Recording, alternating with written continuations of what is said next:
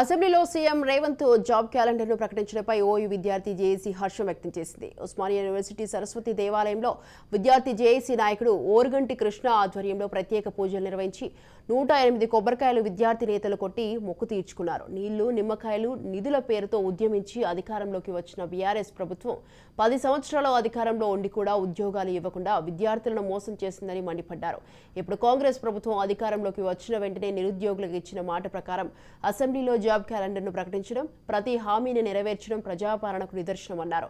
మరో 20 సంవత్సరాల ముఖ్యమంత్రిగా రేవంత్ రెడ్డి కాంగ్రెస్ పార్టీ అధికారంలో ఉండాలని ప్రత్యేక పూజలు నిర్వహించి మొక్కులు నిర్వహించామని కృష్ణ తెలిపారు. జాబ్ క్యాలెండర్ను బీఆర్ఎస్ నాయకులు జీర్ణించుకోలేకపోతున్నారని ధ్వజమెత్తారు.